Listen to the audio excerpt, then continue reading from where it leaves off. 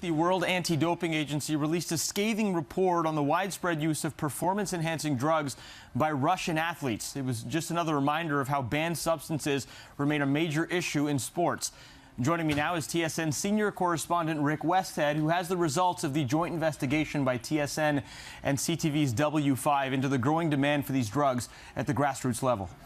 That's right. Performance-enhancing drugs are easy to get, and a lot of people are using them. 5 years ago, a steroid scandal at the University of Waterloo rocked Canadian amateur sports. But despite the risks, many athletes still see these drugs as the fast track to success.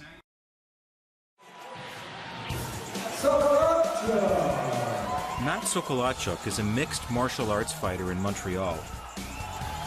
But this is not the sports career he'd planned. When did you first start dreaming about playing pro football? As a kid, just thinking about not having to work a regular job. But no matter how hard he trained, Sokolachuk felt he was undersized. In my last year of high school, I was about 208. My body naturally, I felt as big as it could get. It was like 208, 215. So I maxed out at 215. Sokolachuk needed a way to bulk up, fast. And he didn't have to look very far. How easy was it to find someone to sell you steroids? Yeah, very easy. It's as easy as I've ever go buy an energy drink at a store. You could go to any gym, anywhere, and just see the biggest guy and ask him. Sokolachuk began taking a regular cocktail of multiple steroids called a stack. It wasn't long before he'd added so much muscle that he was heavier than the average NFL running back. I went from like a 210 to like 225, 235, and then my heaviest I got to was 267. The pressure of sports is so big that you're going to do whatever you can to get that competitive edge. When Sokolachuk made the University of Waterloo Warriors football team, his goal of a pro career looked achievable.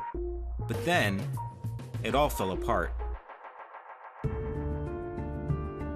Upon learning of these charges, we insisted that the entire team be tested. In 2010, a Waterloo football player was charged with possession of a virtual storehouse of steroids.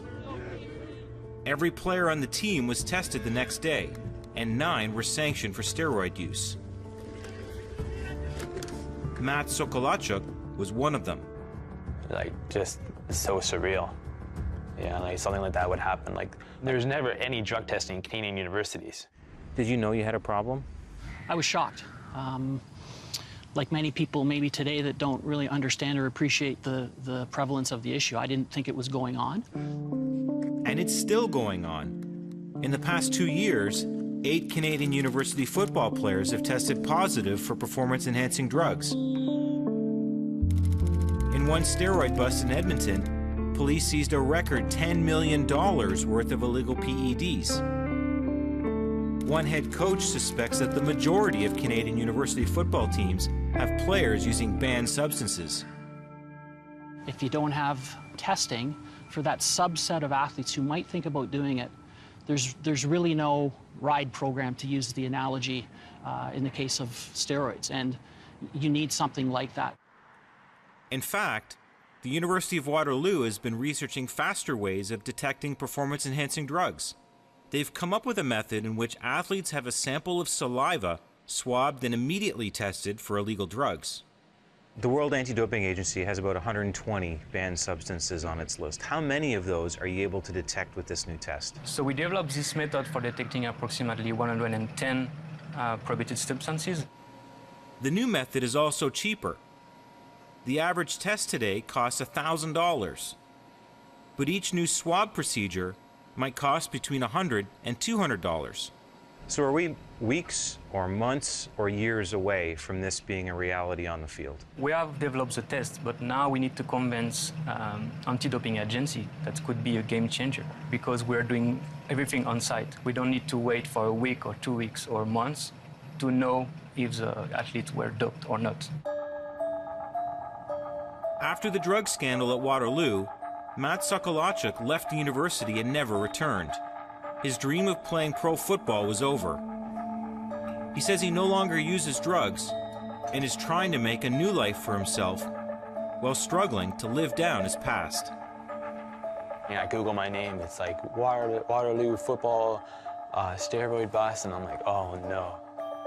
I was this kid who had this, bright future playing football and stuff like that, and now it's all taken away. So I had to do something to almost like redeem myself.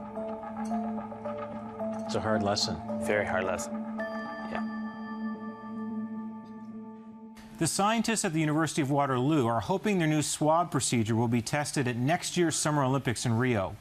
But the fact remains that very little testing is being done at lower levels of competition. Consider Canadian University football. The recent positive tests by CIS football players were detected at the CFL Combine, not on campus.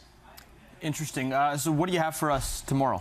Well, we'll look at how the internet has made steroids and other performance-enhancing drugs very easy to obtain. We managed to order and receive several packages of steroids, and when we tested them, we found that some contained cancer-causing ingredients. All right, we look forward to hearing more about that. That is our TSN senior correspondent, Rick Westhead.